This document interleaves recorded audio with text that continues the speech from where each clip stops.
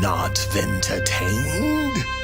Yes, sir! We'll have a real good time!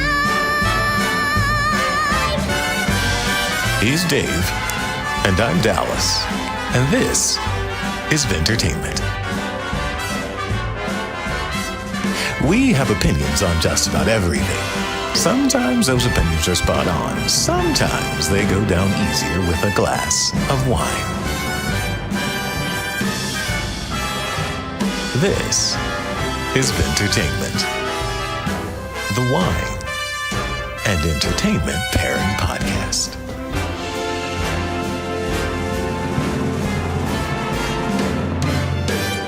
Welcome back, everybody. This is the podcast where we pair wine with entertainment. It is as simple as that. And today we are joined by a very special guest, Mark Palermo. Mark is, my friends, he is an award-winning independent filmmaker known for his work on Later That Evening, The Killing of Kings, Smart Official, and most importantly, for co-writing and co-producing 2011's Detention, directed by Joseph Kahn and starring Josh Hutcherson, Shane Lee Caswell, Spencer Locke, and Dane Cook. And it is one of my top 5 films of all time. It's on my top 4 Letterboxd. It has been there since I joined Letterboxd. I don't even know how many years ago, obviously after 2011. I don't think Letterboxd existed before then, but after 2011, but it has remained there. I have not budged that film. Now, what is Detention? Why do I love it so much? Detention is a meta-horror sci-fi comedy that follows a group of eccentric high schoolers in Grizzly Lake, whose prom night turns deadly when their classmate is murdered by Cinderella, an iconic movie killer brought to life. The teens are trapped in a school-wide detention and must figure out the killer's identity before they and the world are destroyed. Think of it as a genre mashup treatise on teen pop culture in a post-Donnie Darko world, and motherfucker, it is brilliant. I cannot sing its praises more highly. Now, Mark is also the co-host of the podcast Movies and Chaos alongside Serena Whitney, a director of the Halifax cult film screening series Thrillema, and most recently, Mark began writing for the Retroscope zine, all about repertory art, house, and indie film, and the indie film scene in Nova Scotia. And in his most important capacity, as Letterboxd reviewer, he ranked Michael Jackson's Thriller a full 5 stars. And that is why, certainly Dallas respects him.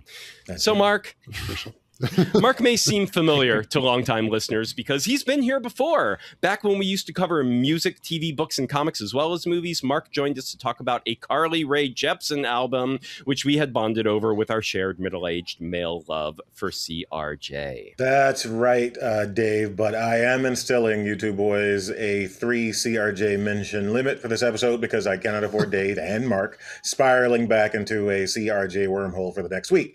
That's 1. You have 2 mentions left, so go ahead and get them out of your system now. CRJ!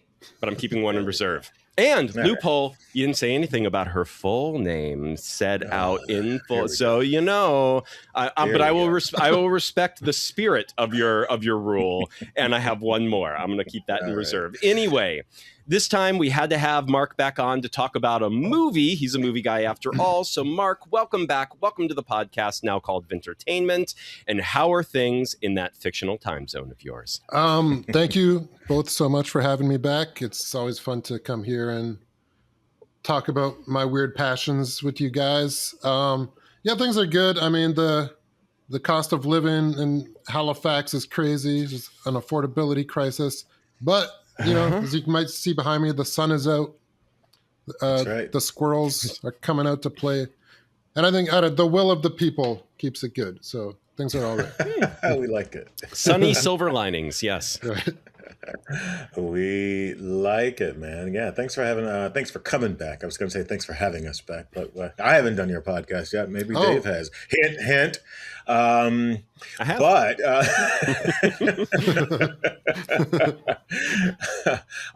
just to take care of some business here real quick, Mark, according to the online calendar for the Retroscope, there is a showing of Detention in Halifax on June 19th, which is also a very special day for us here in LA, which we'll get to a little later. There is clearly going to be a Q&A for this showing, I presume, and I'm interested.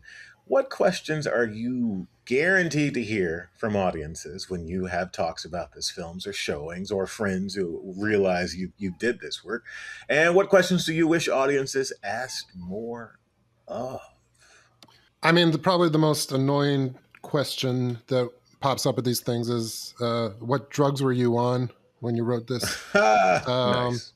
Or like, I don't know, there's a lot of questions about clarifying things in the plot that's going to tend to come up.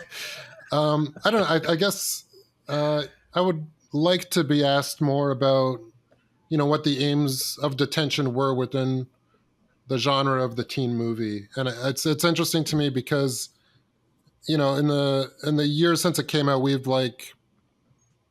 we're a cult movie, but we're not like a Donnie Darko size cult movie, But I think that the people who like it, like Dave, are very passionate about it. And I think what endures about the movie is the characters, and that there's the teen element in the movie is not viewed dismissively. There's actually for as candy coated as the movie feels, there's kind of a harsh reality beneath it all that I think people really relate to. That's my take. Yeah. All right.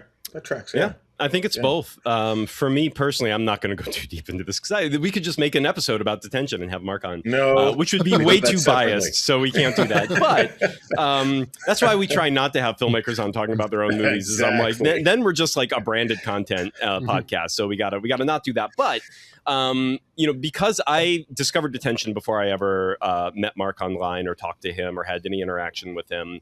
The first time I saw it, like one of the things that really stood out about it is that it has, like, it really cares about its own characters. It has a heart.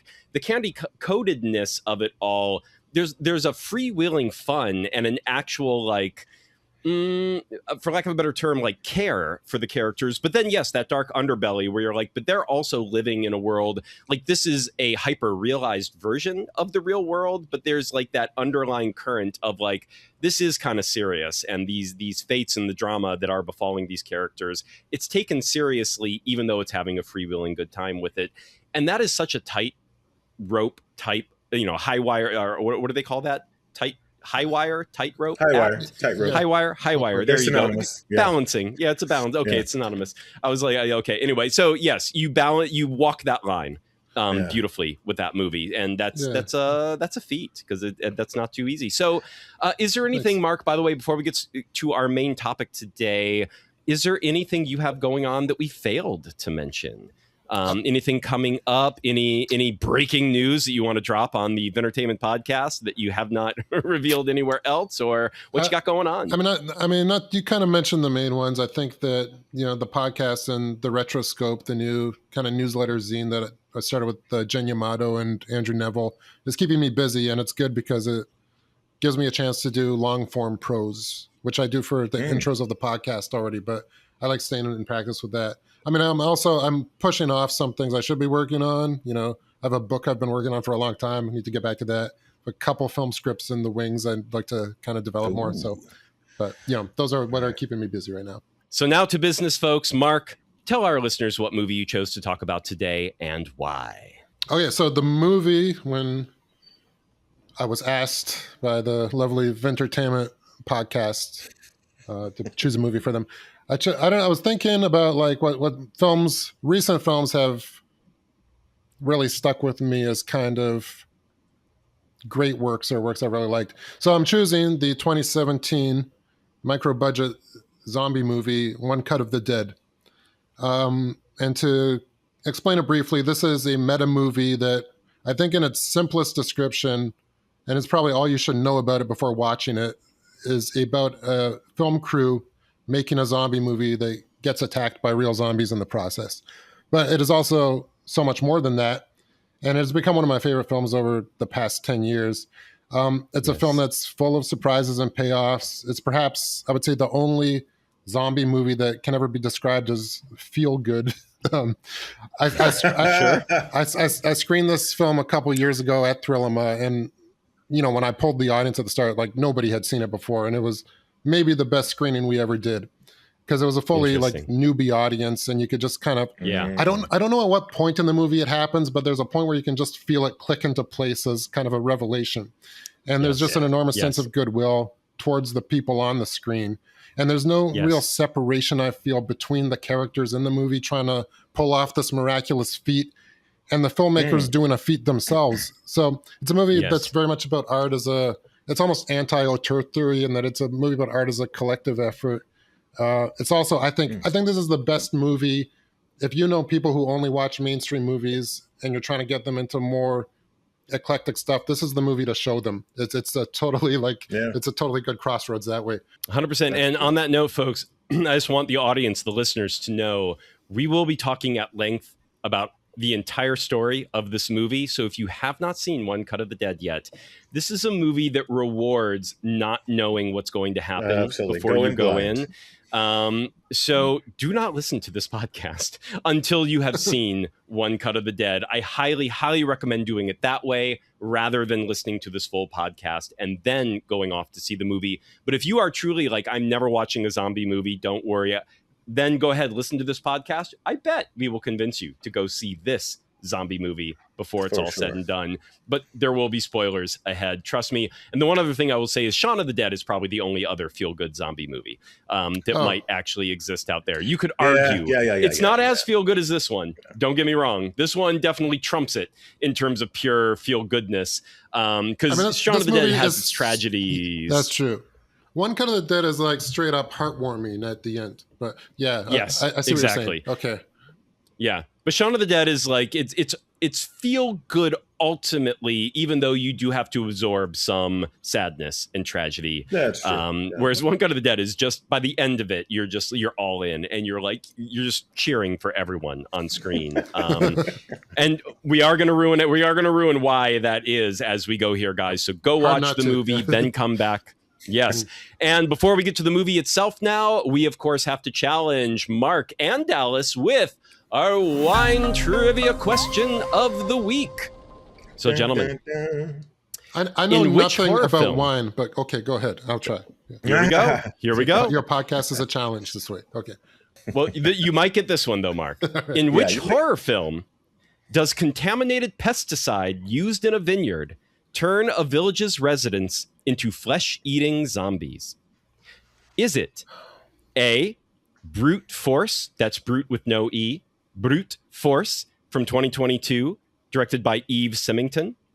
Is it B, Blood into Wine from 2010, directed by Ryan Page and Christopher Pomerenke? Is it C, Sideways from 2004, directed by Alexander Payne? Yes. Or D, that it's like, I wish. Or D, Grapes of Death from 1978, directed by Jean Roland. All right. What are you thinking, Mark? What are your first thoughts here? Okay, Let's so talk through it. I've seen 2 of these movies and I've not heard of 2 of these movies. Okay. But I should know the answer to this because I watched it not too long ago. I think it's Grapes of Death, directed by Jean Rollin. Yeah, that's You going with that as well, Dallas? Yeah, that's the answer. Okay, that it is. It is Grapes of Death by Jean Roland. Roland. I'm not. It's French, so I'm like, do I say in? I want to as an American, but I feel like that's wrong. Blood into Wine is a documentary, so it's a really good documentary. It's about a musician who starts making wine in, I want to say, Arizona or Nevada, one of the states not known for wine, but he's struggling to make it happen, and his winery starts winning like all these awards and starts really putting the state on the map, and yada yada. So Blood into Wine, really great wine documentary. If you haven't seen it, I highly recommend it. Sideways, of course, is something we're going to be covering in 1 week, folks. Finally, we are going to do Sideways. And funnily enough, we're only doing Sideways because we really want to do Napa Boys, which is a sort of sequel to Sideways. So we have to do Sideways. I think we have to do Sideways first and then go on and do Napa Boys. But the main 2 characters are Jack and Miles Jr. So they're supposed to be the children of the Jack and Miles from Sideways. So we expect that in the next 2 weeks. We're going to be doing Sideways, then Napa Boys. And Brute Force, super indie, super ultra, small film that came out in 2022, murder mystery in a vineyard, but nothing supernatural, no flesh-eating zombies, alas. So good job, guys. You got that one. All right. And now let's get to the élevage section of our episode. Élevage is the winemaking process, like the aging of the wine. How did you do it? What did you use in it? So this covers the making of the film, the making of One Cut of the Dead. So we have some context for our conversation. All right, people. One Cut of the Dead is a 2017 Japanese independent satirical zombie horror comedy written and directed by, hold on for this name because it's one of my favorites, at least written. It's so beautiful to see. Shinichiro Ueda. Inspired by the stage play Ghost in the Box by Ryoichi Wada. We'll come back to this in a minute, of course. But director Ueda began making films in junior high and high school. Some of his greatest self-proclaimed influences are, of course, Quentin Tarantino, Spielberg, and Billy Wilder. And while I could not confirm this, it is alleged that by his 20s, another fun fact, Ueda had made almost 100 short films. That is ridiculous, first of all. Like, chill out. Go do some drugs, have some sex. Anyway, in subsequent interviews, he would be quoted as saying, "It's only after 200 or 300 bad films you will likely have that first great one." So, chop chop, filmmakers, go and make your fucking film. Of course, there's also the take a fucking breath and give a project the time it needs approach to make a film rather than churning out. If you make 200 to 300 films in a very short amount of time, it's like, sure, finally one is good. It's like, yeah, I get that. But there's also like the Kubrickian approach, which is a little extreme on the other end. You don't need to do either extreme, but, you know, take a little time, take a breather. Sorry, that's my style of doing everything, where it's like, don't churn. Churn is... I know, but do you, if that's what you need to do, if you need to like crank something out and immediately move on to the next thing, and somewhere down the line, you're going to get some diamonds, do you? It's curious because there's a quote, I think it was Scorsese. I forget who the director was, but it was someone in their later years had remarked to Scorsese that now that he's dying and he's made 100 films, he finally has realized that, it takes 100 to make, one good one. You eventually get there. And Scorsese recently said something very similar. He's like, God damn it, I'm getting old and I'm just learning how to make movies. So that's such bullshit. They made so many good movies. It's like, come on, man. It's like, it's great that your latest you think is your greatest achievement. And like, that should be something, I think that's a great thing, that you feel you've evolved and you've improved.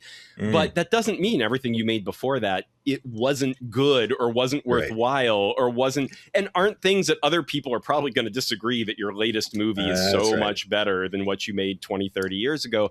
Mark, do you have any thoughts on this? Like, do you have a style of filmmaker that you tend to gravitate towards in terms of like, you've got your, who are the filmmakers? Well, for instance, Nirvana, the band, the show, the movie, those guys, the Matt Johnson guys and things like that. Or who are the guys in America that churn out the really cheapy movies and they make like multiple movies a year? They did things like, I Heard She Got Married. I Heard She Got Murdered. Do you know who I'm talking about? I do not know who that is, but I don't know. It sounds to me like you're kind of talking about the sort of Roger Corman model where, Scorsese, I believe, started under Corman, where it is kind of just sort of pumping these things out and it becomes, almost kind of like a factory line process, but there's still some kind of personality to it. And yeah, there's different views of that. I think I tend to take a long time between projects because I don't know. I'm just always kind of at war with myself in terms of how good stuff has to be before it's ready. But I do admire the people like Prince. Join the club. Yeah.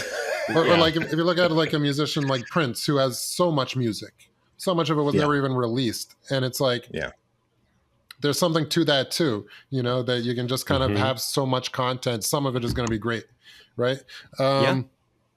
So, right. Like even Scorsese is saying that, from Scorsese's perspective, like him saying that he's just learning how to make movies. I think Akira Kurosawa said something like that too. Is that the way he sees it is different than how the audience sees it because he's working on different things in his head. That like a lot of painters, for example, will say they're making the same painting their entire life. And people get mad at a filmmaker like Wes Anderson will do this. People are like, why is every Wes Anderson movie exactly the same? It's because he has the same idea. He's always trying to perfect one idea for himself. Right. For us, it might seem like maybe his movies are getting worse, but for him, it's like, no, the part that I'm working on is what I'm still working on. Right. Right. He's I am one of those people. Yeah. Right. Okay. I mean, there's on that note, Ueda and doing his own script. Back to the auteur. Back to another auteur. Here we go for it, Dave. Oh no, that's you. You're back to you. Yeah. In early 2017, Ueda cast a number of workshops using students from Inbu Drama School and scheduled rigorous pre-production sessions, which he seemed to run as an extended chemistry test. For those who don't know, chemistry tests are essentially just rehearsals where actors are trying on different roles and testing on-screen chemistry. Curiously enough, the rehearsal sessions we see in the film, in those white-walled rooms with actors holding binders, is exactly the workshop process used prior to filming. During rehearsals and filming, Ueda himself wore a GoPro on his head. That footage would eventually become compiled into a behind-the-scenes film, which you can view on Blu-ray, and I think you can access it on a couple of platforms now as well. Fun fact number one, Ueda's wife gave birth during production, and the crying baby featured in the film is, in fact, Baby Ueda, with an ice-cold budget of 3 million yen, or a little under $30,000. I'm going to say that again. It's wild. A little under $30,000. It looks so good for under $30,000. So, and you know what, Dave? It's coverage. There's so much coverage in this thing. Like it is amazing. Like they're using this GoPro footage. They're using anyway. We'll get into the. But it's also one take. It's also super one take in big chunks of it. So we'll get to all of that. But we'll get.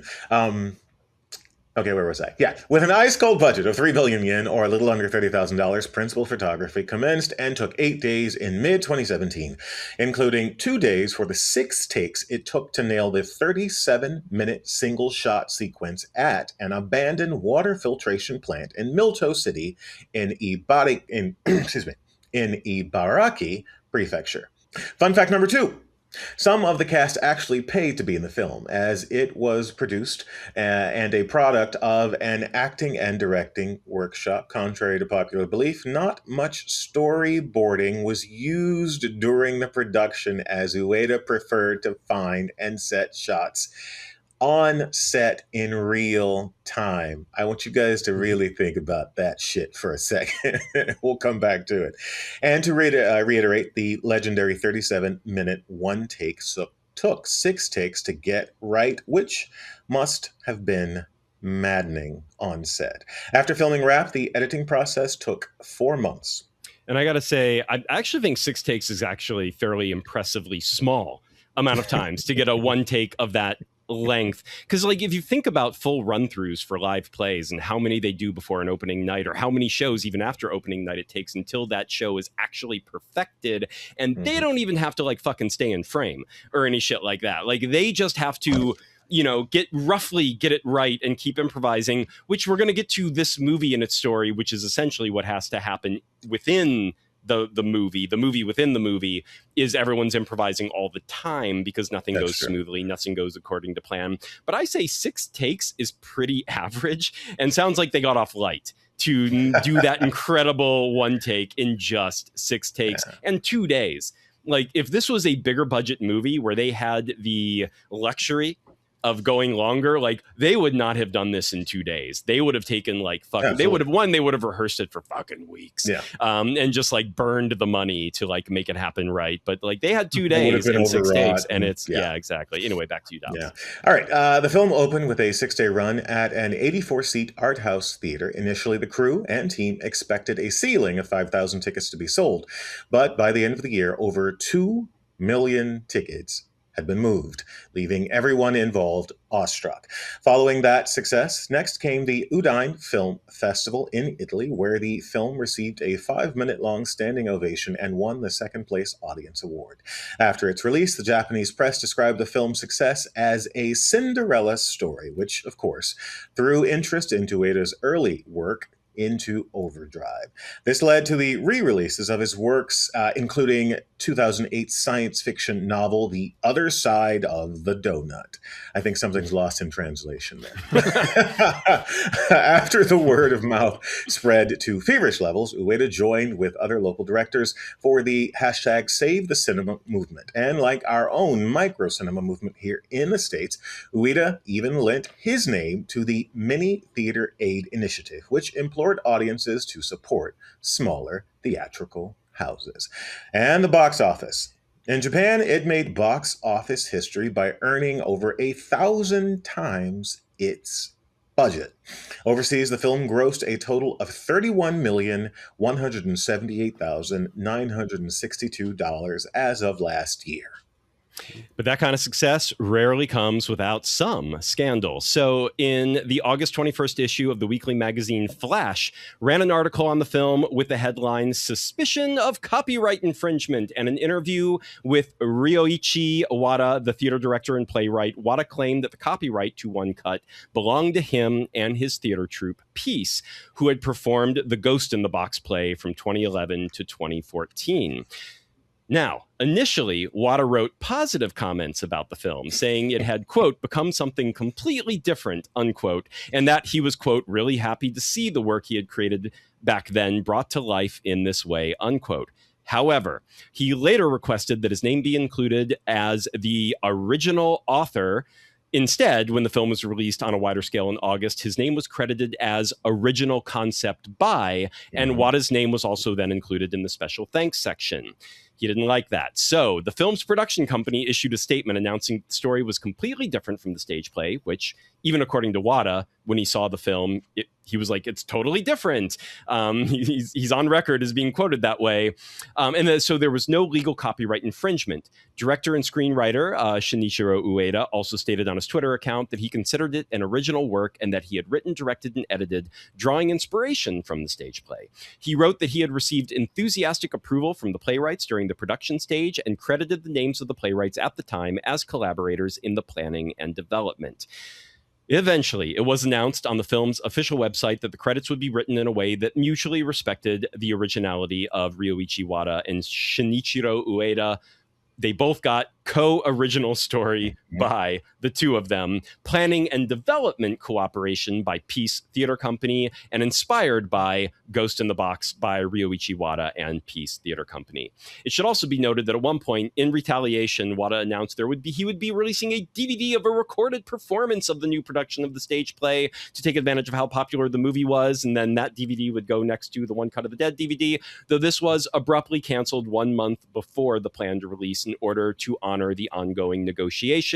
And there is still, to this day, I found a lot of Reddit threads and whatnot of everyone being like, I really want to find this DVD. I want to see the stage play. It was never released. It's to this day, it has never come out. So don't go looking for it. All right, back to you, Dallas. And of course, nothing can be this successful without sequels, because God knows we always need sequels. During the COVID shutdown, Ueda decided to rouse his original cast for a new project. It was the dire anxiety and darkness of shelter at home that drove his interest in wanting to find a bright spot and add some lightness to the world. After the cast agreed, Ueda set to writing a script he finished in only 1 day. It would be titled One Cut of the Dead, Mission Remote. The actors would be playing the same characters and from One Cut of the Dead, and loosely follows a structure similar to One Cut. But the film loosely follows a structure similar to One Cut of the Dead.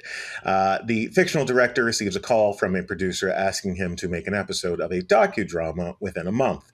The director takes up the challenge after learning that the remote filming possibility is viable. The production was novel for the time. During a planned video call, the actors were given their lines and direction. Then they would have to film their scenes themselves via smartphone and send the footage to Ueda via chat app. There were reshoots, of course, and members of the general public were even conscripted into participating. By the way, have you ever seen that sequel, Mark? I never have. I'm not even sure where to find it. It's not. There's a third as well. I around. didn't put it in here. Okay. There's a third. Oh, has there been? Okay, I Yeah. thought there might have been. Yeah. And they're Yeah. all by. Are they by? They are all by Ueda as well. He keeps coming back to the well. Yeah. Well, it's a So, One Cut of the Dead spinoff in Hollywood, a 56-minute made-for-TV movie that follows the characters Chinatsu working in a Hollywood diner where a real zombie outbreak occurs. That was from 2019. And One Cut of the Dead Mission Remote is then the second sequel in 2020, but it's a short 27-minute sequel. And then Final Cut in 2023. If you're looking for some, be aware. That's the French remake. That's the French remake. Okay, so that has nothing. That technically has nothing to do with anything. So 2 short, made-for-TV spin-off sequels, but not feature-length sequels. I'll have to see where we can find those. They're probably out and about somewhere. All right. This is the part of the show now, folks, where we break down the film act by act. This is where you have to bail if you have not seen this movie yet, mofos. Do not listen to this next section if you do not want spoilers, or if you need to hear the spoilers to convince yourself to watch a zombie movie, fine. Here we go. We're going to break this down act by act, then give our thoughts and wine notions in between act breaks. How did our thoughts on what the wine pairing or drink pairing might be? How did that evolve act to act as we watch this movie? And then we'll talk about each act and how the movie evolves itself as we go. Mark, would you like to kick us off here? We have blathered enough. Certainly, yes. Okay, so Act 1, One Cut of the Dead.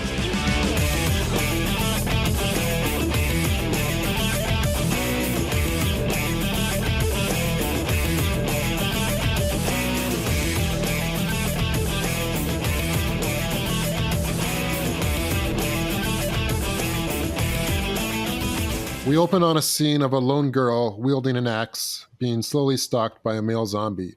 She doesn't want to kill him, she loves him, and she hesitates long enough that he lunges and snacks on her neck. She dies, then blinks. The director yells, "Cut."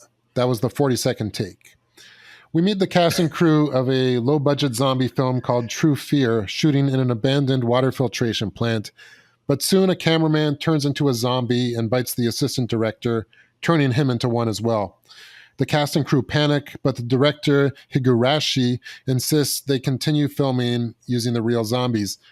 The sound engineer rushes out of the plant and is infected. Higurashi brings the zombified sound engineer back in for more footage, throwing him at the actors. One decapitates the zombified sound engineer and is splattered with zombie blood. After a series of horror movie-style confrontations and escapes, one of the actresses enters a sort of Nordic berserker rage and attempts to kill another actress and chases her, dispatching zombies. In the process, they all chase and flee to the roof.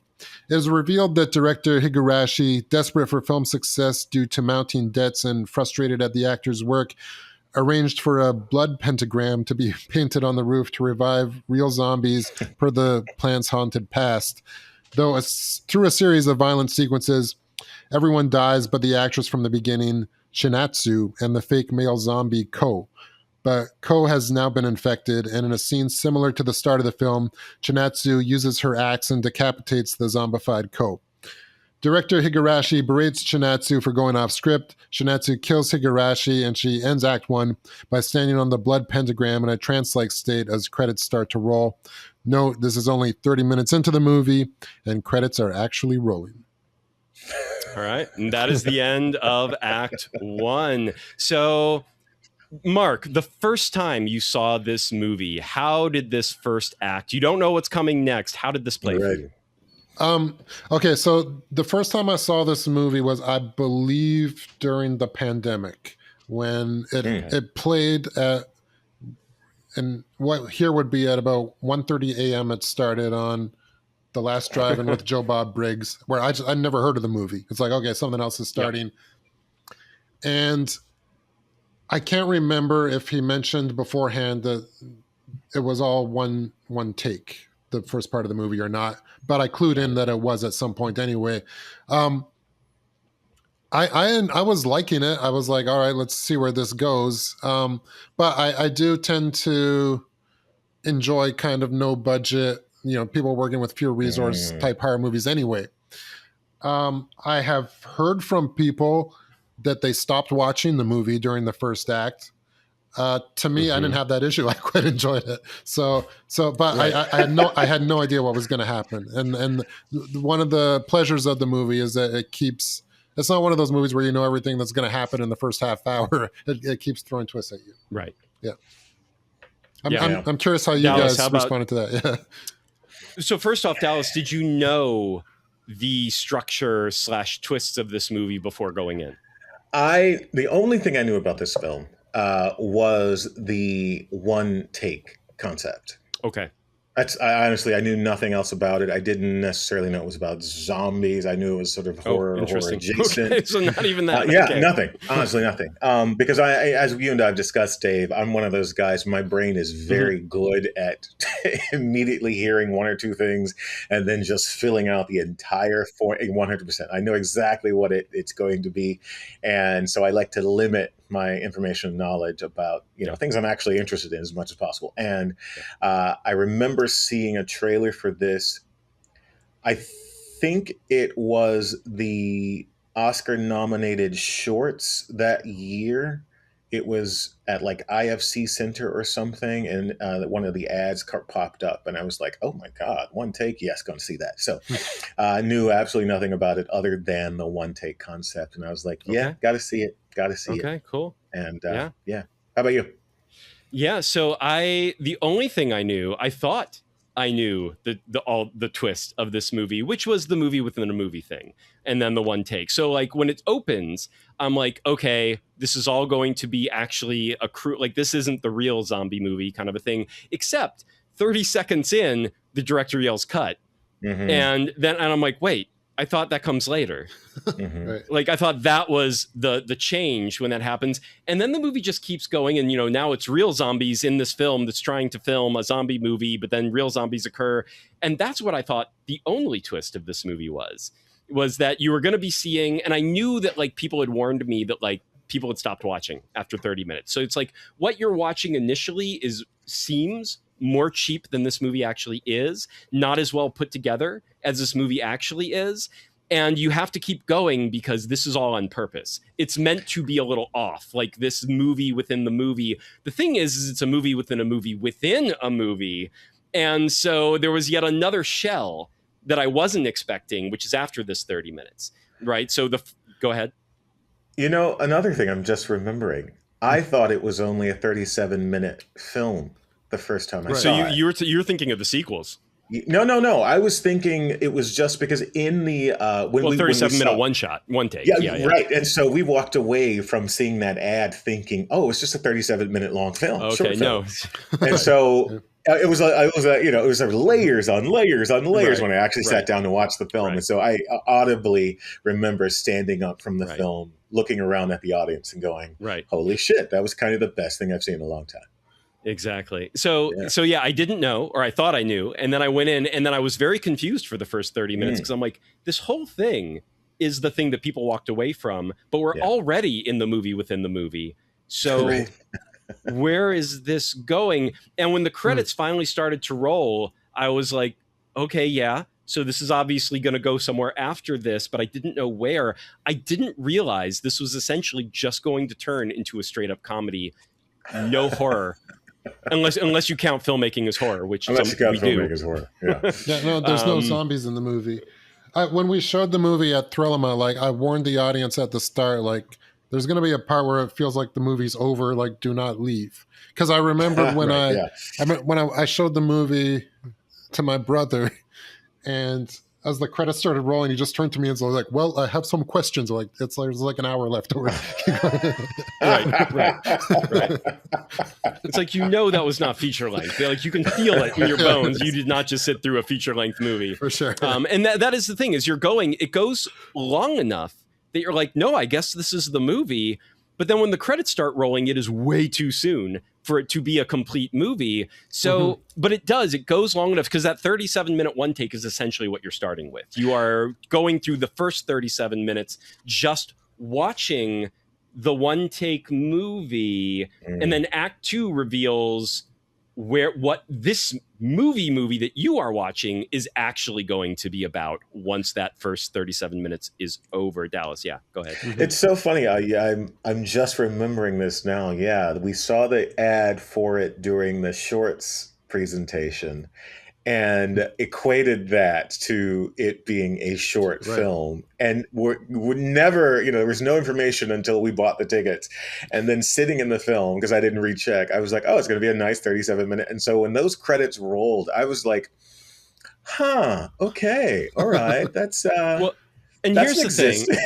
I don't know if you guys felt this when you watched this, either the first time or this latest time, because Mark, you had seen this before. Me and Dallas had not. This was our first time. But there are so many things in this. I can see why people walked out, because intentionally there are things that feel off in the initial this movie within the movie, which is, and some of it feels almost arty. Like, it's kind of cool. Like, there are moments where characters are, like, when the sound guy just tries to very quietly, he just stands up and tries to leave. And the director grabs him and he's like, what are you doing? What are you doing? Sit down, and shoves him back down. And the guy just seems so dazed. And you're like, oh, that's interesting. Like, for such a cheapy horror film, this guy's acting, this is almost arty in how they're making him this dazed. And it's almost like a little quiet, slow cinema in certain points. Right. We're going to find out later there are none of this was planned. There are good reasons for why these off moments, but the movie feels like, as you're watching it, sometimes it's cheap, sometimes it's arty, sometimes it's interesting, sometimes it's totally by the numbers, and it just, you're like, what is this fucking movie? Like, it is what it is. It's not complicated per se, but the way it's unfolding for you is a little strange. And you can feel that. I felt that anyways. Does anyone agree or disagree? No, I agree. I think there are, the first time you see the movie, you kind of wonder about, like, why there's parts where the pacing just kind of seems to stop a little bit. Like when the self-defense, the palm mother is like doing her demonstration of that stuff. It's like, what is going on here? But I think what carried me through, it's weird. It's weirdly indie art housey in that way, where you're like, we're just gonna chill with the characters for a little while, and you're like, okay, I guess. Yes, but there is also, I think, a sense in your mind where you're not sure if it's just amateurish or if it's arty in some of those aspects. That's true. Right? Yeah. And yet, to me, like, I don't necessarily mind the. I mean, it turns out it's not amateurish; they know what they're doing. But I don't mind the amateur aspect, and I'm still. Like, I disagree with the people who think it's a bad movie at that point, just because it's still impressive to me. It's still impressive they did this, right? Yeah, that's true. And I think it's a hard, like, or that part where, she's in that, like, room in the dark and, like, covers her mouth when she sees something. We never find out what she sees. It's like, what is going on here? These are just kind of like, these loose threads, right? There are moments that keep it interesting, even when story-wise, admittedly, like, the zombie story itself, I almost wanted to check out, because I'm like, this is so by the numbers, run of the mill. It's not particularly interesting, but then all these weird moments where you're like, what is this movie doing? And it draws you back in. I can see why some people would check out, but it kept drawing me back in when the zombie movie is a zombie movie would not have. That's when I would have been like, I don't know if this is actually interesting enough to keep going all the way. But anyway, so on that note, we got to get to Act 2 and 3, because that's when we can actually talk about the meat of this film. So let's talk a little bit about our pairing notions. Me and Dallas will go first, Mark, just to show you a little bit. This is something new since the last time you've been on. But, for me, Act 1, this down and dirty short film, I needed something down and dirty. This first act was definitely giving me the vibes of, like, okay, something a little off-putting, a little strange, down and dirty, nothing too elegant, nothing too refined. This movie within a movie, and once the credits started rolling, I'm like, okay, it's a movie within a movie. But even before I knew that, I'm like, the movie I'm watching is not elegant or refined. Like, that's for damn sure. So it's not going to be something around those lines. Maybe a wine that was horror. Like, I was thinking, is there anything out there that's horror themed, dark, bloody? Maybe something, because it's a zombie movie after all. So maybe something dark and bloody, down and dirty. Maybe it could be light and campy. That is another alternate, because generally dark and bloody or light and campy, those are going to be your two extreme, somewhat of opposites. So I could go either direction in those, but I was leaning towards maybe dark and bloody, and but something odd for sure, something off the beaten path, perhaps surprising, even if seemingly run of the mill. Those were my initial thoughts, and I had nothing specific in mind. But to match this opening short film, that's what I was thinking. How about you, Dallas? Yeah, kind of the same thing. It was like bloody. I started thinking maybe there's a zombie theme. Mark, we come across, especially here in Hollywood, a bunch of vineyards and wineries. They have Hollywood adjacent themes. So sometimes you get horror themed wineries or vineyards and wine labels and things like that. So I started thinking about that. Maybe there's a zombie red out there, which isn't, there's lots of zombie themed bottles out there. So also thinking maybe a bloody vintage of some kind. There's some cherry, some Coke. The other thing I liked about this, about Act One, is it almost felt like the kind of thing I would have made in high school. Film club with a bunch of guys. And it's a backyard movie. It's a backyard done on movie. A much bigger scale than you would actually be able to do. It's a backyard movie. And when I think about backyard movies, I think about, okay, whose mom is handling craft services, right? She's going to get a whole bunch of cherry Coke. And what buildings do you have access to, right? Which houses between all of us can we, when we run from house to house? It's going to be like a Saturday morning movie. So I start, venture. So I started thinking about all those Saturday morning flavors, right? Cherry Coke, all the different things. Those sort of like dominant Saturday morning kind of, let's get together and do a thing kind of flavors and notes, on top of the blood, of course. So I hadn't really pinned anything down, but I'm thinking maybe a red, and something with kind of those fruity, fun, notes in there. Yeah. All right, Mark, how about you? I had the same thought process as Dallas. Is like, let me see what zombie themed wines are out there. That's what I did. And there's a California brand I found called Zombie Zinfandel. It looked right. This is the zombie part of the movie, and this is this is the part where you need to do that. I think I just kind of want to jump off one thing you guys said, because there might not be a chance to later, and that this is a backyard movie. I still make backyard movies when I can. And I think, damn right. I think those are the purest type of movies in a way, because everyone just wants to be there. You're not there because you want the paycheck. There's no money. You're gonna lose time and get bruises from it. And I think that I think also zombies are the monster of independent cinema, because you don't need much money to make a zombie. They started with Night of the Living Dead, one of the great American independent movies of all time. And what mainstream movies have that we don't is they have stars. What indie movies have is concepts, and this is a great film for that. And zombies are, for me, representative of just the spirit of indie filmmaking. That's the cut of the show right there, man. For the most part. All right, fantastic. Brilliant. All right, folks, on to Act Two. This is more than ever. This is where you need to bail if you don't want spoilers. Run away So quickly. The credits of that film that we just watched, True Fear, start to roll. They completely roll to the bitter end. And then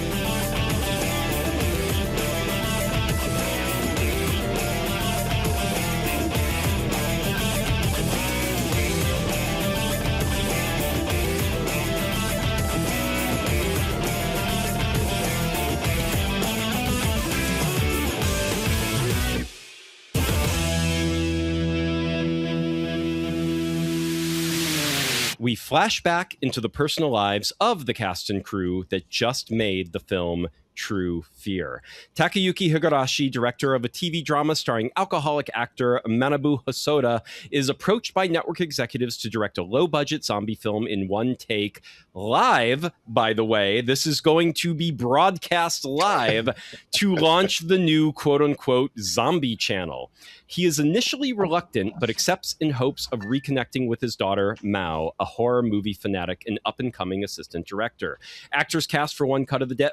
Actors cast for True Fear include J-idol Aika Matsumoto as Chinatsu, cynical actor Kazuaki Kamiya as Ko, Shunsuke Yamagoe as the sound engineer, and Hosoda, the alcoholic one, as the cameraman, the fake cameraman who is playing a cameraman in the True Fear movie.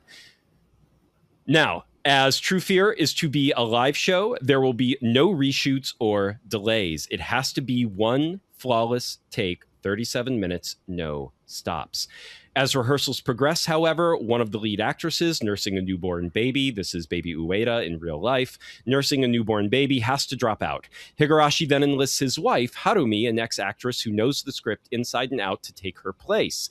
Another actor meant to play the director also drops out, leaving Higurashi to step in at the 11th hour as the quote-unquote, he has to play director while also being the actual director of a live show.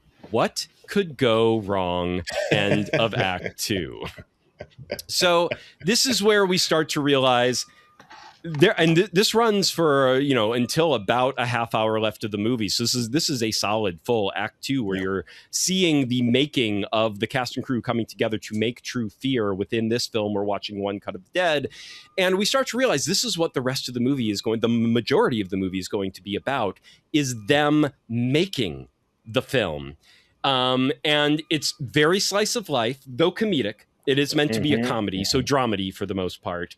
And after Act 2, Act 3 is basically going to be, you're going to watch that 37-minute one-shot take all over again as them filming it. And you get to see what all the oddness was as you get to see behind the scenes of all the snafus, all the things that went wrong, all the improvisation, all the desperate attempts to make it work even as things are failing. We're going to get to Act 3 here in just a moment, but Act 3 is a replay of Act 1 with a totally new POV, but Act 2 sets the stage for that by showing us these characters, showing them their lives, and honestly, when you think about how we have movies these days that run 3 hours or 2 hours, 45 minutes and do not do this much character development that this movie does in 30 minutes flat. It's kind of amazing how quickly hit the ground running. That's the key here. Hit the ground running. And they are fleshed out characters. Yeah. They are connected in certain ways, and you understand exactly who you're watching by the time you get to the second round of watching them film it. Mark, your thoughts on Act 2? How did this hit you the first time you saw it? I would say I was just very intrigued by what the movie was doing and what's going to happen. I think that's a big part of what carries Act 2, because in terms of being, I would say it's the least kind of technically impressive of the 3 acts, but of course kind of has more of a television quality to it, which makes sense. But this is why Act 3 pays off, is because we like these characters so much, and you get to, even as there's kind of sort of archetypes. There's the guy who poops too much. There's the alcoholic, but we like them. The relationship between the director and his daughter is a very strong one.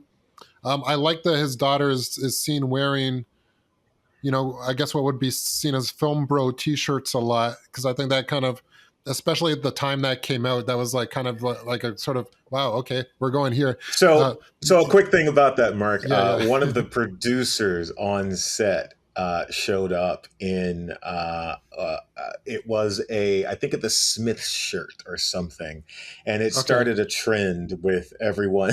Oh, awesome! with particularly that character wearing those shirts. So it's almost like everything that happens in rehearsals behind the scene for this film ends up on camera. Okay, did not know. Well, that's really cool. Yeah. So I don't know. I think there's a point in this act, and as I was saying earlier, I don't know where it is, where the audience starts loving the movie. It's somewhere in here, you know. And you can hear it in the way, if you watch this movie with a group of people, you hear it in Act 3.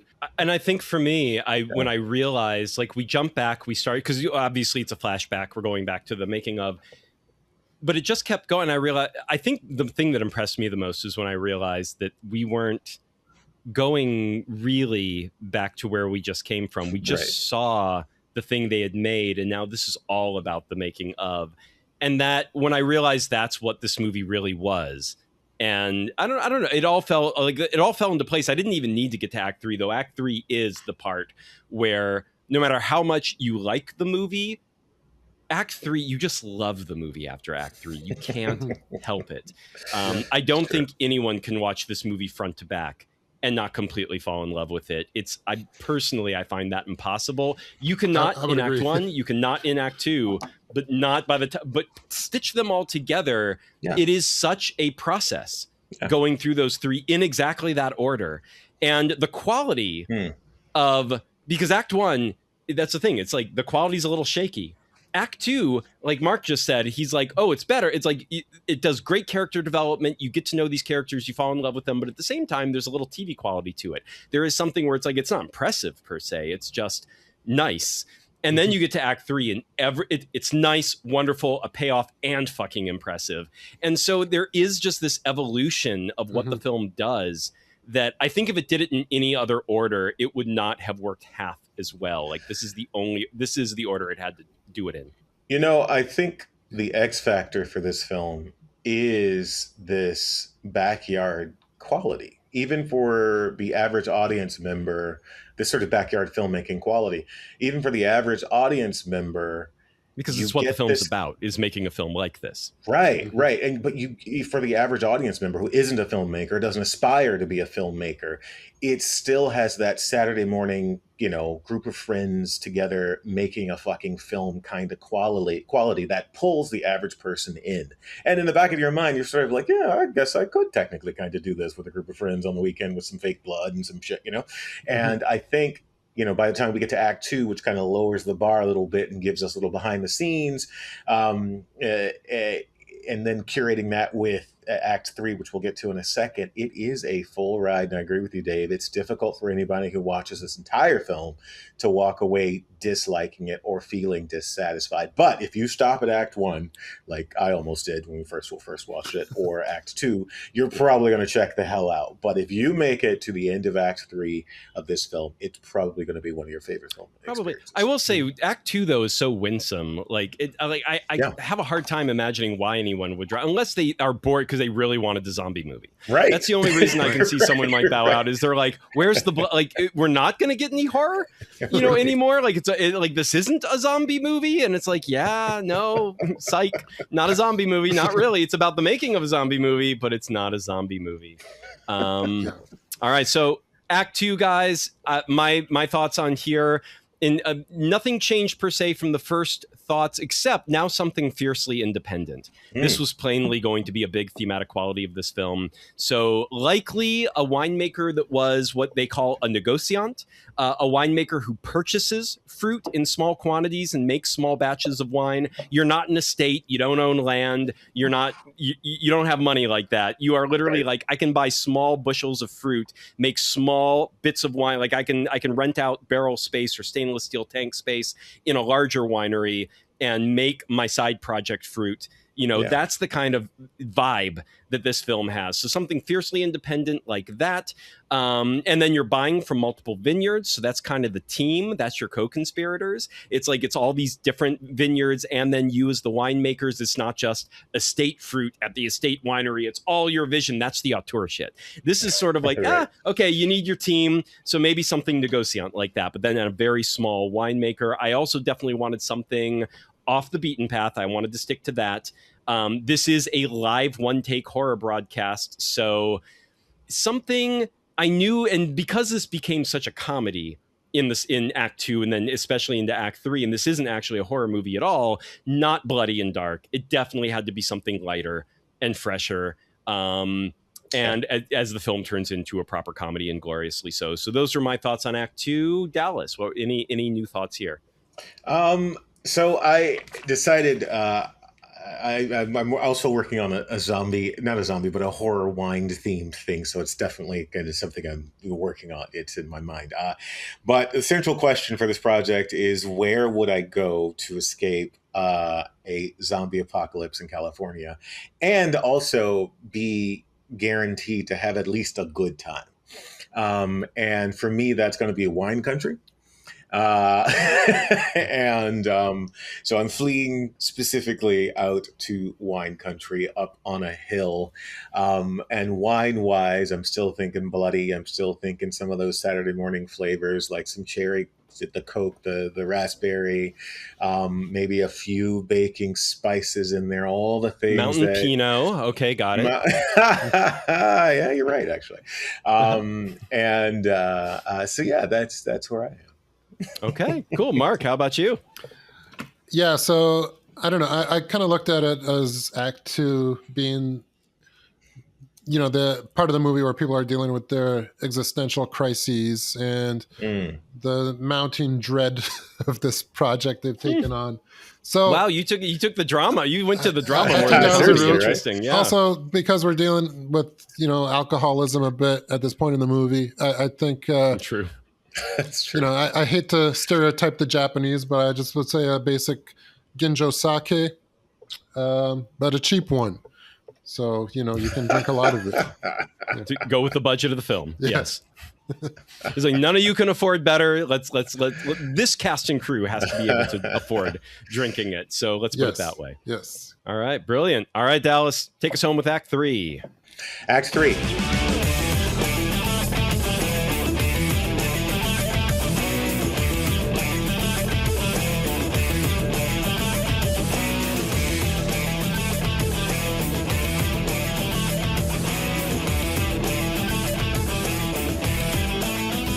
The third section of the film depicts the chaotic filming of the live one take, one cut of the dead from behind the scenes. During the shooting, Higurashi vents his actual frustrations with his cast by overindulging in his lines in the script, making actress Matsumoto cry and slapping Kimiya. Hosoda passes out drunk and later vomits. Yamago's diarrhea leads to his character regularly trying to leave the set off script. Dealing with these forces, Higurashi and the other actors start to improvise and make small talk. We see how so many of the movie's more artful, mesmerizing oddball scenes are in fact due to things failing spectacularly just off camera, and the frantic attempts to correct the never-ending issues by the cast and crew. The main cameraman suffers a back injury and has to be replaced. Harumi goes off script and attacks various real cast and crew, her berserker rage being real, of course. Tai forces Higurashi to choke her out and later forcibly remove her from interrupting the ending scene between Shienatsu and Ko after she abruptly awakes. That is, by the way, one scene that we see at the beginning and then we see at the end where she suddenly stands up and she's like, ah, and then she looks at the two and then she screams and then gets knocked back down. And then we get to see what the hell that was about. But that was, again, one of those moments we were like, what is this movie doing in that first opening Act 1, which was such a nod. And then we get to see how it actually happened. Anyway, sorry, keep going down. Very good. The zombie who never attacks turns out to be a crew member giving secret instructions to cast members. Hilarious. The camera crane needed for the big finale accidentally breaks, forcing the real cast and crew to form a human pyramid in order to mimic the crane shot for the final sequence, with Mao having to hold the camera standing atop Higurashi's shoulders. And the faux crane shot is successful, and the real cast and crew are elated at the successful filming. The final credits are shown over footage of the real life filming by the one cut of the dead crew. The filming of the whole of the movie that we, the audience, are watching, including the full crane shot being taken from the top of a step ladder. All right. Thoughts, people. All right. What do we got? So yeah, Mark, Act 3, first time you saw it. How did this all come together for you? I was sort of, am I correct that how many layers of movie within a movie are there in this? There's just three. 2 layers. There's 3, just right? 2. No, there's 3. Because the first 36. Well, 3, right? 2 additional layers. 2 additional layers on top of the movie we're watching. Right. And the last so layer 3, is the end credits. And well, the last layer. Well, the last layer is the movie we're watching, right? So technically, that's still one of the 3 layers. 3 in the possible. Right. Okay. Yeah. Yeah. I mean, I think that at this point the movie's just I was like very thrilled by how it was all paying off, and you realize it becomes this comedy of errors in a way, but the in an endearing way, and you kind of realize how everything you thought might have been a mistake earlier in the movie is very much accounted for. And I'm very curious. I still don't know how did they just shoot the first 36 minutes and realize they had these mistakes in it and then make up for that later in doing act 3? I don't know. Right. They did shoot them both separately. We do see that in the final behind the scenes, where we're watching the behind the scenes of the movie we watched. We see that there are moments in the original 37 minutes from the act 1 that are not what we see in the final 37 minutes. So they did shoot them twice. One that was the one version, and then one where it's like, but now we're following the cast and crew. And that's the thing that is the most impressive about all this, is they stitch it together so that it looks like you're seeing the exact behind the scenes of the thing you watched in act 1, but they did film them separately. And I think the other thing that's very impressive to me is just the way the movie kind of like sneaks up on you in that sort of like heartwarming way. You realize there's a point of this movie where the humanity of the characters is inseparable from the humanity of the people who made this movie you're watching, right? Yeah. And you're just like, wow, this is something crazy here. And that's not a feeling I think many movies have. No. Yeah, that's very true. And it's a kind of movie that you're watching. Like, this is a very small budget, very indie type of film, and you're watching the making of a very similar type of film. Now, to be fair, it's a one take live movie, which most of the issues happen because it's live broadcast, and they have to like fix it. It's more like a live stage show that just happens to be being recorded. And so you have to improvise, like the show must go on, kind of a thing. Where in film, you say cut and you try it again. you don't do the weird things that this has to do, but at the same time,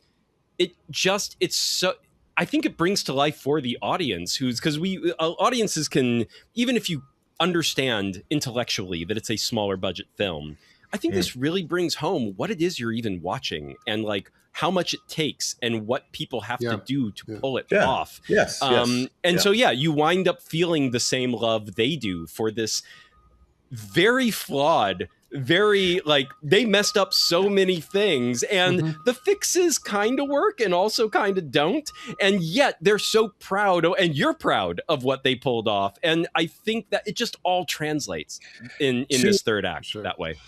To a certain degree, it is sort of the ultimate behind the curtain process film for the average audience member who knows nothing about filmmaking. But again, and when you think about art this way, a film, many people think they can go out and make a film.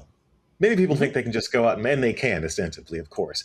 But most people don't consider how difficult it is, the orchestration, how shots, it just sort of the planning, the also angles, how important the team coverage. is. Like, you need people. When people go out there and they're like, I have 2 actors and camera, and it's me and one other guy, like one's holding the camera, one's holding, or maybe you have lav mics so you don't have to have a boom. Exactly. And it's just it's like 4 of us making a film. You can do it, but without like the team, you're so limited without more hands. And what this film does is it shows the average person who's probably sitting in the audience thinking, I can make a movie. I can go out and make a movie. Like, you could, but also if you wanted it to be palatable or even remotely good, you're going to make a whole lot of mistakes, and you still have to make the finish line. And this film does all of that on top of being so meta, on top of being interesting, and it's kind of just a perfect little fucking film. It is an inspiration, I think, to anybody who wants to just, make a film. Just watch this. Yep. Go make some Definitely. mistakes. Yeah. No, I think that it's certainly, I would say, a very inspiring movie to aspiring filmmakers. And I think for people for whom like the first act of the people that don't like the first act of the movie, I think even at the end of the movie, you're like, so they made a bad movie, but it's still awesome that they did it. You'll still have that feeling from it, right? I think this movie pulls off. I don't know. Does anyone remember Living in Oblivion from the 90s? Like way the heck back I remember when? seeing it, but I can't tell you anything about it. It's been so long. Living in Exactly. Oblivion. Exactly. So it's all about filmmaking and all about the process and indie filmmaking and whatnot. Yeah. And I think this film like found a way to do what Living in Oblivion was kind of trying. Living in Oblivion was also like Gen X 90s. It wasn't as happy. it wasn't as optimistic about things. Yeah. So I even used to own the script in like they published it in book format, and I had that and like read it through. But yeah, this movie pulls it off for everybody. Like any audience member can watch this and fall in love with the spirit of independent filmmaking. Not that necessarily will go any further than that per se. Who knows? Everyone's going to be different, but it's just if you can. I think what we're trying to say here, guys, is like make it past Act 1. Yeah, Do that, for like sure, no matter for sure. what. Act 1 will not be for everybody. It is off-putting in certain ways, I think, for everyone, but there's a purpose to it, and it's only 30-ish minutes. Get through that, and where this movie goes, there is a complete payoff for you sitting through that in the first place and being a little bored, a little twitchy, a little, just feeling like this it's interesting but off, and I don't know how much I'm into this, and it's like, great, that is exactly how you're supposed to feel, and then that's going to pay off when you get to Act 3 and you get to see it all over again through this literal other lens, and it's amazing. So yeah. Exactly. And I would also say that even Act 3, like, this is a $25,000 movie. There's stuff in here that, like, it just feels so difficult to orchestrate in this film that, mainstream movies don't pull off things this impressive. No, and that's why, to Dallas's point, where I'm like, only 6 takes? My God, that's impressive. Yeah, not just a round of applause for the fictional filmmakers, round of applause for the real filmmakers. Yeah, exactly. Totally. Yeah, we don't know how much they apparently the shoot was only 10 days total, 8 days total, something like that, and this was 2 days out of it. So I don't even know how much time they had to rehearse. It's a question. Yeah. But yeah, that's another thing with independent filmmaking. Like every day, even rehearsals burn money because you're paying everyone, or should be. Maybe they weren't. Maybe they weren't paying. Maybe the rehearsals were not. No one was paid. That is also very much a possibility for independent filmmaking. So, all right, guys, let's get to the wine reveals here. So, sticking with everything I mentioned before, something different, odd, light from a small lot. Artisan team working with multiple vineyards. I was also able to make it horror themed. I was very happy with this. And Dallas, I don't know if you had the same thought. I don't think you did, but I had to go with Final Girl wines. Yeah, that was on my list. I had to. So there is a winery in California called Final Girl Wines. That's funny. Anna Lankuki. Yeah. She's been making wine for over 20 years. Though she didn't come from a wine family, she was inspired by the Meg Ryan rom-com French Kiss back in the day, which she saw at the age of 13, and which has this whole subplot about a guy starting up a vineyard, and she decided that's what she wanted to do. Slightly ironic, as she didn't start a vineyard. She's a negotiator. She actually buys the fruit. She just has the winery, but she became a negotiant winemaker.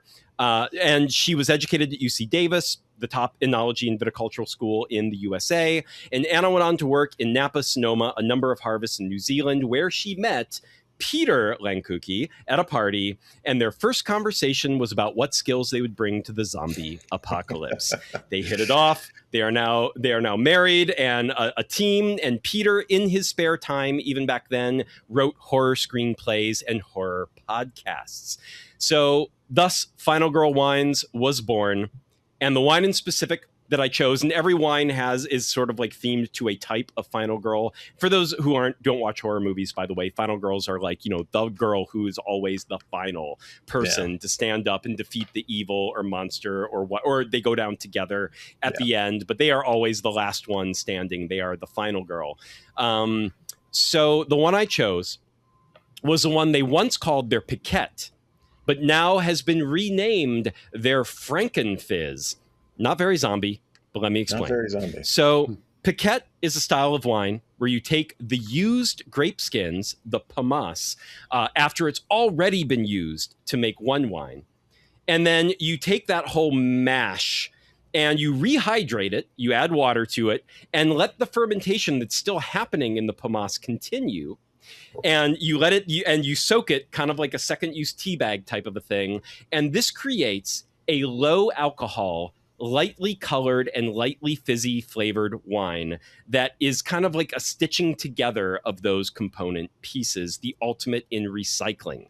This is a Piquette of Sangiovese grapes from the Collicott Vineyard, certified organic grapes, native yeast fermented, 6-month barrel aged, and only 6.5% ABV.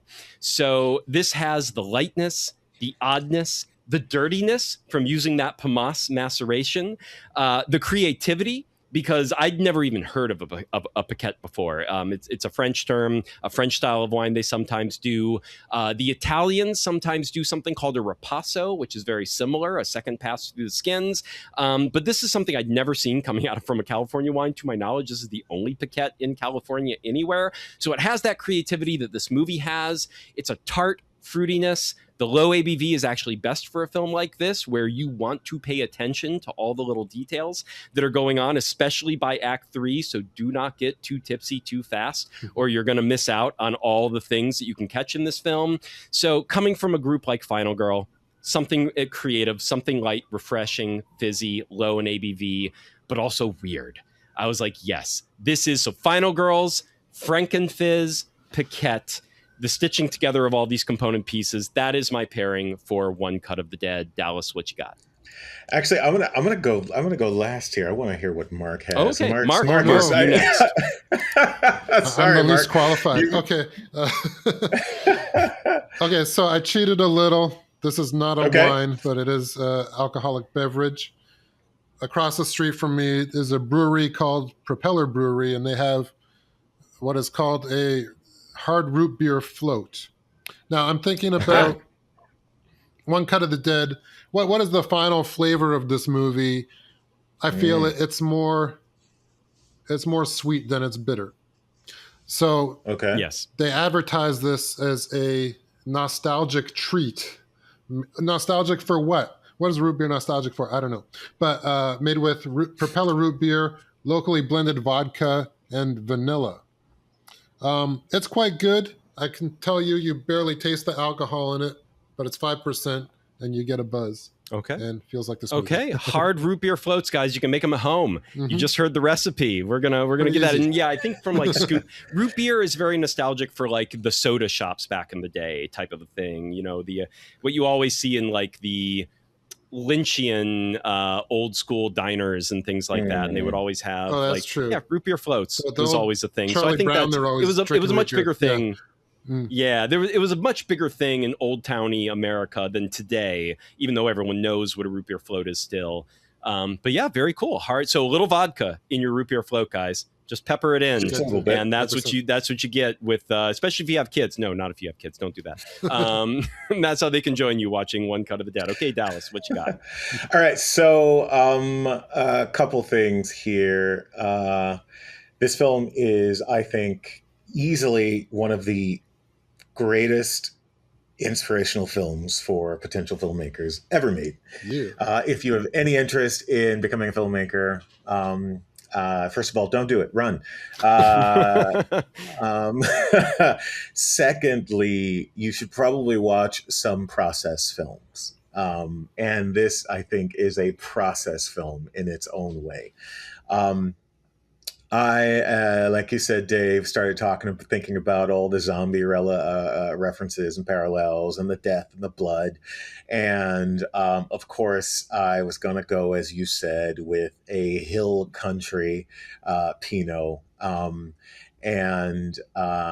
think if you guys are familiar with Fiddlestix or Fiddlehead Winery, no? I think so.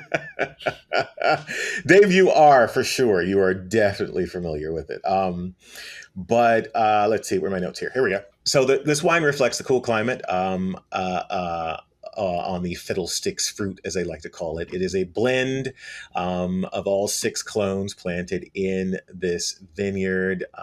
It is kind of fantastic. It is Estate Fiddlestix Vineyard in Santa Rosa Hills, of course, because as Dave said, it is very easy to go right on the nose when it comes to a film about blood and zombies and all the things. It is a place of personality, and I think this film is a place of personality. This wine is called a wine of personality. It is a Pinot Noir from the Fiddlehead Cellars, their 728. You get in this thing, as I was talking about earlier, you get this whole Saturday morning feel is so important to me about this film. Like, I'm getting a crew of my friends together on a Saturday morning, and I start thinking about what else is going to be on set in the mix that day at that time. And first and foremost is the food, because if it's me and my friends at 17 years old, we were eating everything and we wanted Saturday morning flavors. We wanted Pop-Tarts with cherry in them. We wanted cherry cola. We wanted cola. We wanted all those Saturday morning flavors. And I do think in a more refined way, you get those represented in Pinot Noir. Sometimes you get that cola thing. Sometimes you get some of the baking spices, which you do find in like root beers. You get some of the cherry. And it's also just a very refined wine. And I think this film is also an exceptionally, surprisingly refined film. But then again, when you think about the fact that this guy made 100 short films by the time he was, 19 or 20, it stands to reason that he's worked out some of the kinks. And and so I agree with you to a certain degree, Dave. Like, he's probably overdone it a bit. Maybe just go out and find some inspiration. But also practically, when it comes to the craft of filmmaking, getting up to bat 100 times means that you've worked out a whole lot of. Well, it is interesting that this was 2017, and we haven't really heard of anything that has struck a nerve, for lack of a better term, like this one, that is connected with audiences since. And I'm sure he's been prolific. He's so prolific that I'm like, I'm sure he's still making stuff. It just doesn't seem like, again, so you get the diamond, but then you just keep churning stuff out. And there, so it's a question of like, maybe especially once he had this hit, maybe that's when you slow down and you're like, be a little more careful with what you decide to do next, maybe a little more, or maybe not. I mean, maybe none of it matters. Maybe there's no one way for all people. There's no way that guarantees you success in anything or failure in anything. That's a good point. But he made this. If nothing else, he made this. Yeah, and 100 other things. I mean, what do you do after one cut of the dead, though, right? It's like, I feel like a lot of filmmakers, they have one movie they were born to make. In some cases, maybe this is it for him. I don't know. I mean, he should still do stuff, but is anything gonna? Is anything gonna have this kind of filmmakers? Impact? You've got one thing. So if you've done that one thing, Mark says go away. It's true of some people, though, right? Like, I don't know. Well, look at like Shyamalan with like Sixth Sense, right? Right out the gate, and like just slowly going downhill from that moment forward. Like, there's still other movies he's made that people like. People will people will defend. People tolerate. Or at least people tolerate. Like, I still love Unbreakable. I think that was a worthy follow-up. I like Signs. I don't love it, but I like it. But he was definitely fishing for like, what do you do after something that becomes a phenomenon like The Sixth Sense? And I think he was never really able to answer that question. And I wonder in his case how much of it is that he was kind of typecast by the studios in terms of these are the type of movies you should make, right? Again, back to the conversation.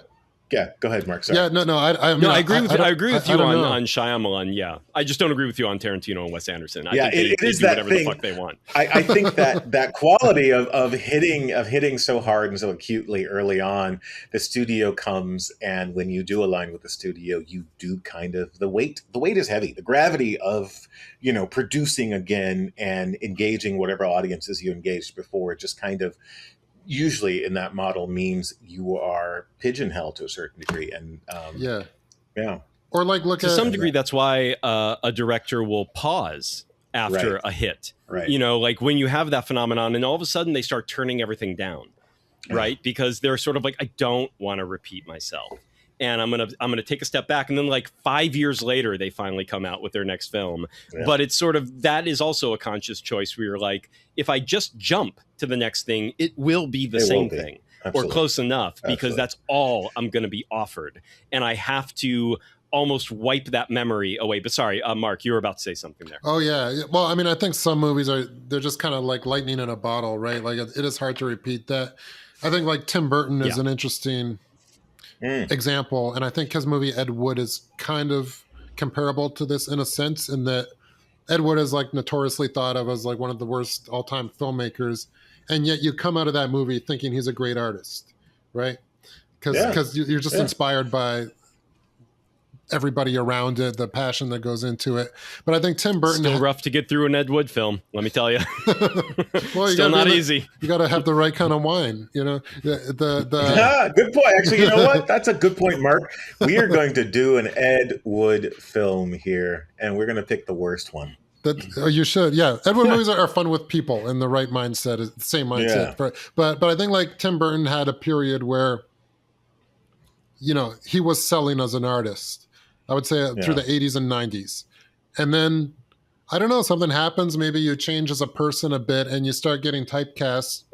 They want you to do Alice in Wonderland now because you're Tim Burton, and I don't know. You kind of repeat that, but are you might not be the same person anymore, right? It's I don't. It's impossible because in your earlier films, everything that was either supported by your creativity or imagination then gets supported by a budget, which comes with its own set of edicts and parameters. And so, it makes sense. It makes perfect sense that you go from early Tim Burton, where he's just got this portfolio of ideas and characters, and he's like, I'm trying it all. And then once he hits in that corporate sense, that becomes the lead. In most of his work, for a while at least. Definitely. And I can't say for Shinichiro Ueda, I've never seen any of his other movies, but I've seen One Cut of the Dead 5 times.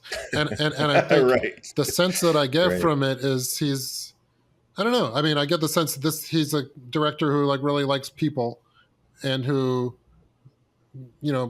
probably does other movies about communities. So it could go anyway. It could go either way. He could have other great movies in him.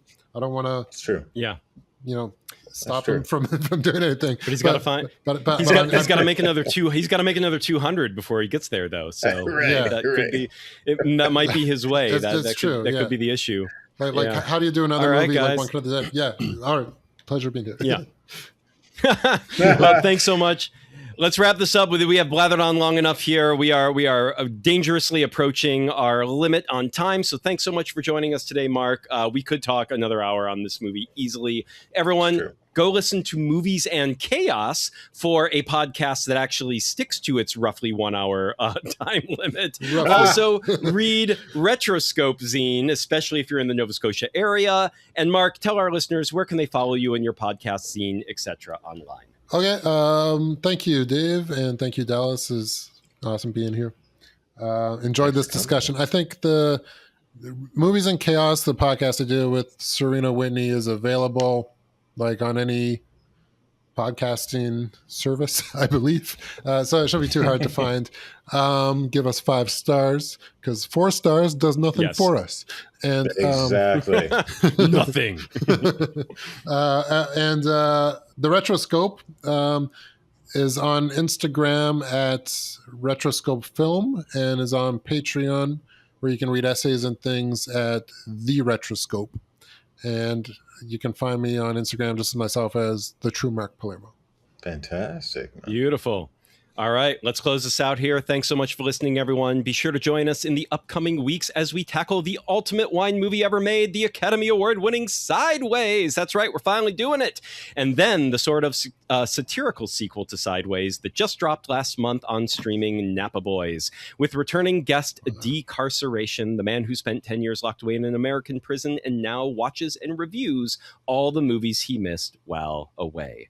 Now, before we go, if you love what we do here, we ask only one thing, broken down in about 12 sub things. Follow and subscribe to us. That helps us grow, gets us in tight with the algorithms. Also tell a friend or family member, a fellow cinephile or a wienephile about us, especially if they're both. Holy shit, there's got to be like, what, a few dozen of us crazy bastards out there. So for fuck's sake, if they are a cinephile and a wienephile, they should be listening to the one and only wine and movie pairing podcast in existence.